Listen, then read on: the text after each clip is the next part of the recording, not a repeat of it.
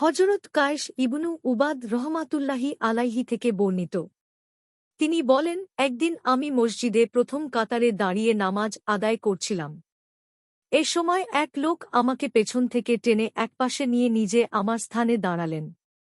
আল্লাহর শপথ, এর আগে আমার নামাজে হুঁশ ছিল না।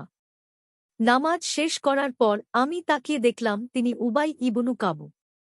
আমাকে রাগান্বিত দেখে তিনি বললেন, হে যুবক, আমারের জন্যে আল্লাহ তোমাকে যেন কষ্ট না দেয়।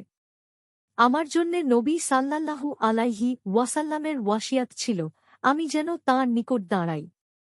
তারপর কিবলার দিকে মুখ ফিরিয়ে ৩ বার এ কথা বললেন, কাবারুবের কসম, ধ্বংস হয়ে গেছে আহলুল আকবদ।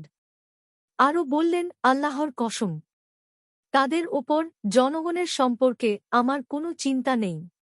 চিন্তা তো হল তাদের জন্যে যাদের নেতারা গোমরাহ করছে। কায়েস ইবনু উবাদ বলেন, আমি উবাই ইবনু কাবকে বললাম, হে আবু ইয়াকুব, আহলুল আকবদ বলতে আপনি কি বুঝাচ্ছেন? তিনি বললে, উমারাহ, নেতা ও শাসকবর্গ। নাসাই ৮০৮, শুআবুল ঈমান ৬৯৮২, মিশকাতুল মাশাবিহ ১১১৬। হাদিসের মান সহিহ।